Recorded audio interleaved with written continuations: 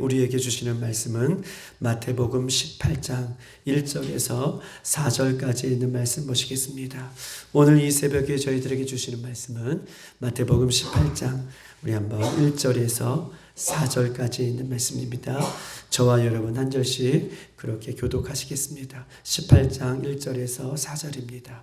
그때의 제자들이 예수께 나와 이르시되 천국에서는 누가 크나이까? 이르시되 진실로 너희에게 이르노니 너희가 돌이켜 어린아이와 같이 되지 아니하면 결단코 천국에 들어가지 못하리라. 누구든지 이 어린아이와 같이 자기를 낮추는 사람이 천국에서 큰 자니라. 아멘. 오늘 예수님께서는 18장에 천국에 대해서 어린아이가 같은 모습을 오늘 우리에게 이야기하고 있는 장면이 오늘 본문의 장면인 것입니다. 여러분은 어떻습니까? 나의 인생에 이 땅의 삶이 며칠 남지 않았다라고 한다면, 이것이 나의 현실이라면, 이것이 우리의 현실이라면 여러분은 어떤 모습을 이 마지막 때에 또 이 땅의 마지막 삶을 여러분은 마무리하시겠습니까? 나의 삶이 이 땅에서 며칠 남지 않았다. 그러면 곰곰이 생각해 보면, 어저께 말씀을 준비하면서 저도 이렇게 생각해 보면 아마 우리는 처음으로 제일 할 것은 아마 주변의 관계를 또 정리하고 또 사역을 또 정리할 것이고 또 나의 지난날의 삶들을 또 정리할 것이고 또 뭐가 있을까라고 생각하면 또 자신의 소중한 것들을 아마 가지고 있는 소중한 것들을 이렇게 정리할 것이다 라고 이렇게 생각해 보았습니다.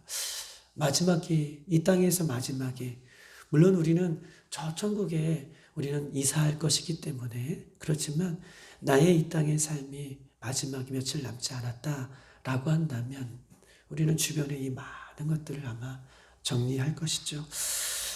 예수님은 오늘 이 마태복음 18장부터 우리가 17장에 들어오면서도 말씀드렸듯이 예수님은 이제 무리들과 지내는 시간보다는 예수님의 제자들과 더 많은 시간을 보내요.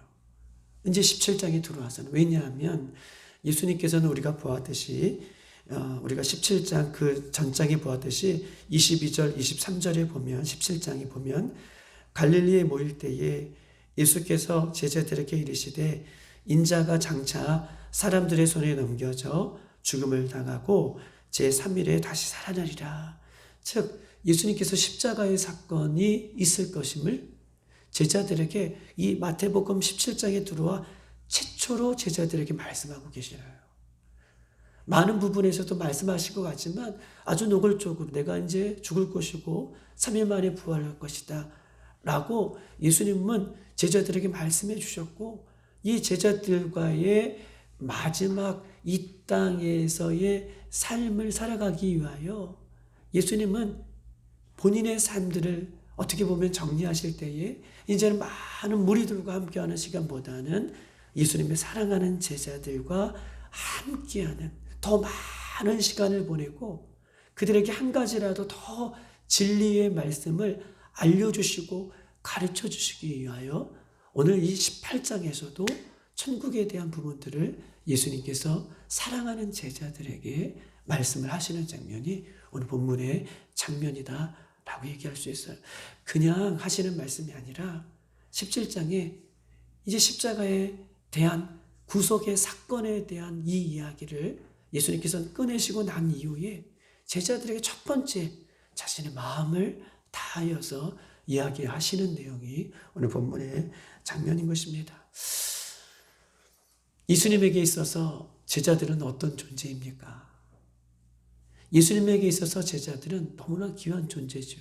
예수님에게 있어서 제자들은 아마 생명과 같은 존재예요. 그러나 예수님의 제자들은요, 항상 예수님을 실망시켜드렸던 존재가 예수님의 제자들이에요. 예수님의 입장에서는 제자들은 예수님 앞에 항상 실망을 시키고 한 번도 만족함을 주시지 못하고 늘 미숙하고 연약한 모습이 제자들의 모습이고, 요한복음 21장에서도 베드로에게 내가 너를 사랑하느냐 라고 부활하신 예수님이 부활하신 모습으로 오셔서 오늘 예수님 제자에게 베드로에게 내가 나를 사랑하느냐 라고 재차 물어보시는 이유는 여전히 예수님 입장에서 제자들은 성숙하지 못하고 미숙하고 어린아이 같은 모습을 여전히 갖고 있음을 성경은 이야기하고 있고 예수님은 그런 시각으로 예수님의 제자들을 바라보고 있는 것입니다. 예수님께서 십자가의 사건이 가까이 올수록 더 귀한 엑기스를 뽑아내시는 데에 오늘 천국에 대해서 말씀을 하고 계셔요. 그리고 그것이 어떤 모습인가, 천국에 대한 모습은 어떤 사람만이 들어갈 수 있는가, 이 이야기를 18장에 꺼내고 있습니다. 우리 한번 1절을 한번 다 같이 한번 읽어보겠습니다. 1절 다 같이 시작. 그때에 제자들이 예수께 나와 이르시되 천국에서는 누가 크니까. 그때라고 얘기하는 것은 17장 22절 23절을 받고 있는 거예요. 예수님의 죽음의 사건, 구속의 사건, 이 이야기를 하신 그때에 제자들에게 예수께 나와 이르되 천국에서 누가 크니까. 이것을 보면서 우프다, 슬프다, 이런 생각이 좀 들었어요. 어떤 말이냐면 이 얘기죠. 어떤 부모님이 이제 아버님이 아주 중병에 걸려서 병상에 누워 있어요. 오늘 내일 하시는 거예요. 그런데 자식들은 아버지가 병상에 누워서 오늘 내일 이렇게 어떤 날들을 어떻게 보낼지 모르는 상황 가운데 자식들은 그 아버지 침상에 모여서 누가 상속을 더 많이 받느냐, 누가 더 많은 것들을 얻을 수 있느냐 라고 자녀들이 이렇게 지금 아버지 곁에서 지금 이러고 있는 모습과 같은 모습을 지금 이야기를 하고 있는 것이죠. 그때란 예수님께서 죽음에 대한 이야기를 하신 이후에 이 제자들이 하는 반응이 이렇다라고 이야기하는 거예요. 제자들은요, 당연히 예수님의 십자가를 생각해야 되죠. 예수님께서 십자가에 대한 이야기를 하셨으니 마지막 예수님께서 지금 어떤 마음으로 지금 이 18장을 꺼내고 있는지는 예수님이 3년 반 동안 예수님의 제자들이 먹고 마시고 함께 하시고 이런 시간을 보냈다면 예수님 한마디 하면 제자들이 알아들을 만도 한데 예수님의 제자들은요, 십자가를 생각하는 것이 아니라 예수님의 마음을 함께 품고 나누는 것이 아니라 누가 더 크냐, 지금 이 이야기를 지금 하고 있는 것입니다. 오늘 본문은 이야기하고 있지만 마가복음 9장 33절 34절에는 아주 더 노골적인 이야기가 있어요. 한번 찾아볼까요? 마가복음 9장 33절 34절.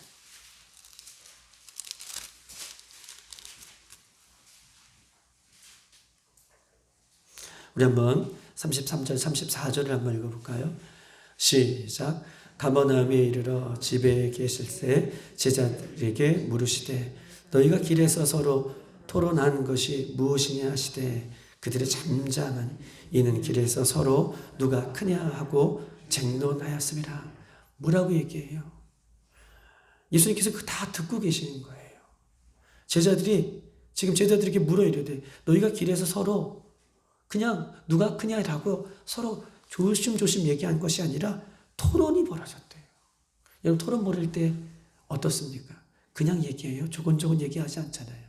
그리고 34절에 보니까 쟁론할 때 누가 크냐 토론하고 누가 크냐 아마 싸웠던 것 같아요. 쟁론이 벌어졌대요. 논쟁이 벌어졌대요. 어떤 때예요? 예수님 십자가 지시겠다라고 하는 그 말씀을 이뤄갈 때에 예수님의 제자들은 더 누가 크냐 논쟁이 벌어지고 쟁론이 벌어지는 그런 모습을 성경은 우리에게 이야기하고 있는 것입니다. 사랑하는 여러분, 천국에서는요, 서열이 없어요. 천국은 서열이 없습니다. 천국은 계급이 없어요. 천국에서는요, 우리 모두는 하나님의 자녀입니다. 천국에서는 서열이 없어요. 천국에서는 계급이 없어요. 물론 이 땅에 어떻게 살았느냐에 따라서 상급이 있겠죠. 천국은 상급이 있어요. 그런데 천국은요, 누가 크냐, 누가 작냐, 서열이 없어요. 계급이 없어요. 예수 믿고 천국에 간 모든 사람들은 다 하나님의 자녀입니다. 할렐루야. 천국은 그런 곳이에요. 그런데 예수님의 제자들은 천국에서 더 누가 크냐, 이 이야기를 쟁론하고 논쟁을 벌이고 있는 것입니다. 마태복음 11장 11절에 이렇게 써 있어요. 여자가 낳은 자 중에 세례 요한보다 큰 이가 일어남이 없도다. 예수님께서 세례 요한을 보시고 이 땅에서 여자가 낳은 사람들 중에 세례 요한이 아마 제일 크다. 그런데 그 뒷절이 더 중요해요. 마태복음 11장 11절의 뒷절은요. 그러나 천국에서는 극히 작은 자라도 그보다 크다. 천국에서는 극히 작은 자라도 세례 요한보다 크다는 거예요. 즉 다시 말해서 천국에는 작은 자가 없어요. 모두가 하나님 보시기에 존귀하고 귀한 존재다. 세례 요한이 이 땅에서 귀하고 존귀하고 아주 큰 자처럼 여기지만 천국에서는 아주 작은 자가 세례 요한보다 크다. 모두가 귀한 존재다. 라고 성경은 우리에게 말씀하고 있는 것입니다. 오늘 천국에서는 그런 곳임을 예수님의 제자들에게 지금 일깨워주고 싶은 것이죠. 우리 한번 마태복음 다시 18장 2절과 4절까지 있는 말씀을 예수님께서 뭐라고 말씀하여 주시는지 한번 읽겠습니다. 2절과 4절 천천히 한번 읽어볼게요. 시작. 예수께서 한 아이를 불러 그들 가운데 세우시고 이르시되 진실로 너희에게 이르노니 너희가 돌이켜 어린아이와 같이 되지 아니하면 결단코 천국에 들어가지 못하리라. 그러므로 누구든지 이 어린아이와 같이 자기를 낮추는 사람이 천국에서 큰 자니라. 아멘. 예수님께서 논쟁을 벌이고 또 쟁론을 벌이는 예수님의 제자들에게 어린아이를 세우셨어요. 어린아이를 그 제자들 가운데에 세워주셨습니다. 그리고 진실로 진실로 너희에게 이른다. 진실로 이른다. 이것은 무슨 말입니까? 진실로라는 것은요, 결단코, 오늘 본문에도 2절에도 결단코라고 표현하고 있는데 단연코, 결단코, 절대적으로 이런 말이에요. 천국은 어떤 사람이 들어가느냐? 단연코, 진실로, 결단코 이런 사람이 들어간다 라고 예수님께서 힘주어 그 예수님의 의지적인 마음을 표현하고 있어요. 천국은 결단코 진실로 이런 사람이 들어가는 것이다 라고 얘기합니다. 어린아이와 같이 된다라고 하는 이 이야기는 무엇입니까? 어린아이와 같이 된다는 것은 무슨 표현인가? 오늘 본문에서요, 천국은 어린아이 같이 이 표현하고 있는데 예수님은요, 어린아이를 얘기하는 게 아니에요. 오늘 본문을 잘 읽어보세요. 예수께서 한 어린아이를 불러 가운데 세우고 진실로 너희에게 이르노니 너희가 돌이켜 어린아이가 되지 아니하면 결단코 천국에 들어간다 라고 하는 이 말씀은요, 어린아이를 얘기하고 싶은 것이 아니에요. 4절 그 뒷절을 얘기하고 싶어요. 예수님 결단코 천국에 들어가지 못한다 라고 하는 그 마음에 어린아이같이 자기를 낮추는 사람이에요. 천국에 들어갈 수 있는 사람은 어린아이를 예수님께서 얘기하고 싶은 것이 아니라 어린아이 같이 자기를 낮추는 겸손한 마음이 있는 사람, 이 사람이 천국에 들어가는 거, 천국에 결단코 들어간다라고 예수님 이 말씀을 하고 계시는 거예요. 그러니까 이 본문을 우리가 잘못 해석하면 어린아이만 생각하는데 4절이 더 중요해요. 천국에 들어가는 사람은 어떤 사람입니까? 결단코 천국에 들어갈 수 있는 사람은 어떤 사람입니까? 어린아이와 같이 자기를 낮추는 사람, 어린아이와 같이 겸손한 마음을 갖고 있는 사람, 이 사람이 천국에 들어갈 수 있다. 누가 더 큽니까? 누가 더 좋은 자리 얻을 수 있는 것입니까? 라고 하는 이 제자들의 높아진 마음이 천국에 들어가는 것이 아니라 낮아지고 겸손한 마음을 갖고 있는 사람이 천국에 들어갈 수 있다라고 예수님 우리에게 말씀하고 계십니다.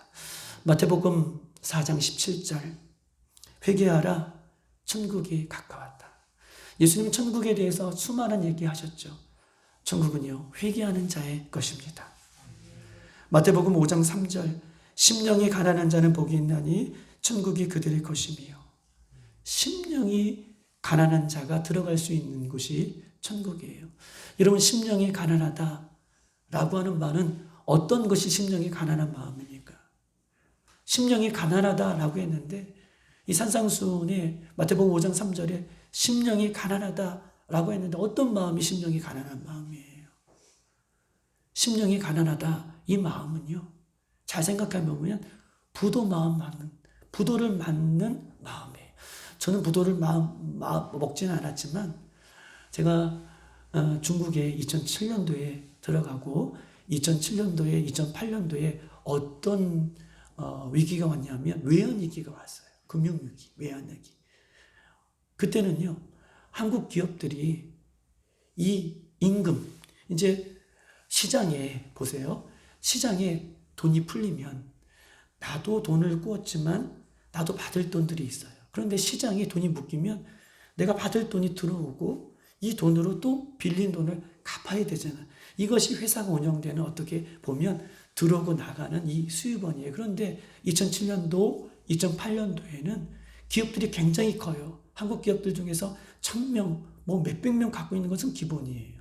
그런데 그 기업들이 받아야 할 돈이 안 들어오니까 나갈 돈을 못 주는 거예요. 그리고 기업을 이제 폐업을 하려고 해도 만약에 100만 원 투자해서 이 기업을 시작했는데 폐업할 때에는 200만 원, 300만 원, 400만 원을 내고 폐업해야 되는 그런 시스템을 중국 정부가 만들어놨어요. 그렇기 때문에 다 내려놓고 갈 수밖에 없어요. 그래서 제 주위에도 몇 명이 이제 급하게 나오셨는데 밤에 돈이 부도를 내고 밤에 식구들, 그 몇십 년 살았던 그 중국에서 식구들 데리고 그것도 잡힐까봐 몰래 한국으로 오시는 분들을 저도 경험하고 많이 보았어요. 부도는요, 자기의 힘으로 할 수 없을 때 부도를 내는 거잖아요. 두 손 두 발 다 드는 것이 항복한 상태가 부도 내는 거잖아요. 나는 할 수 없다. 가난한 마음은요, 내 심령이 하나님 앞에 주님, 저는 아무것도 할 수 없습니다. 두 손 두 발 다 들고 항복하는 마음, 그것이 심령이 가난한 마음이에요. 그리고 주님만을 바라보는 마음이에요. 할 수 없으니 내 손으로는, 내 힘으로는, 내 능력으로는 할 수 없으니 주님만을 온전히 바라보고 주님만을 온전히 의지하는 그 마음이 심령이 가난한 마음, 그런 사람만이 천국에 갈 수 있음을 성경 우리에게 말씀하고 있는 것입니다. 마태복음 7장 21절, 주여 주여 하는 자마다 천국에 들어갈 것이 아니고 다만 하늘에 계신 내 아버지의 뜻대로 행하는 자가 천국에 들어갈 수 있다. 회개하는 자가 들어갈 수 있고 심령이 가난한 자가 들어갈 수 있고 주의 뜻대로 행하는 자가 천국에 들어갈 수 있고, 그리고 오늘 예수님께서 우리에게 어린아이 같이 마음이 낮아진 자만이, 어린아이 같이 낮아진 마음, 자기를 낮추는 사람만이 천국에 들어갈 수 있음을 성경 우리에게 이야기하고 있습니다. 어린아이 같이 자기를 낮추는 마음은 겸손한 마음이죠. 야고보서 4장 6절, 하나님이 교만한 자를 물리치시고 겸손한 자에게 은혜를 주신다. 야고보서 4장 10절, 주 앞에서 낮추라. 그리하면 주께서 너희를 아멘 높이시리라. 주 앞에서 낮추라. 그러면 예수님께서 우리를 높여주시리라 라고 말씀하고 계십니다. 마가복음 9장 35절, 누구든지 첫째가 되고자 하면 무사람이 끝이 되며 무사람을 섬기는 자가 되리라 라고 예수님 말씀하고 계셔요. 천국의 조건은요, 서열이 아니에요. 천국의 조건은요, 계급이 아닙니다. 천국의 조건은 낮추는 겸손한 마음, 이것이 천국의 조건임을 예수님의 제자들에게, 예수님이 그 누가 더 높냐 라고 하는 제자들에게 이 말씀을 하고 있는 것이죠. 겸손은요, 세월이 가면 갈수록 잘 될 것 같지만 세월이 가면 갈수록 더 어려운 것이 있다면 겸손 같아요. 신앙의 연륜이 많으면 많을수록 겸손할 것 같고 성경의 지식을 많이 알면 알수록 겸손할 것 같은데 제 자신을 보아도 겸손했다가도 다시 고개를 드는 것이 교만, 이런 모습이 아닌가라고 이렇게 고백할 수가 있는 것입니다.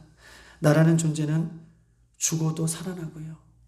나라는 존재는 또 죽어도 살아나는 존재가 나임을 성경은 우리에게 말씀하고 계셔요. 예수님께서 온전히 붙잡아 주시 아니하면 우리는 겸손해질 수 없음을 성경 우리에게 이야기하고 있는 것입니다. 하나님은 교만을 꺾기 위해서, 우리에게 있는 그 교만을 꺾기 위해서 때로는 불같은 시험을 우리에게 주시기도 하세요.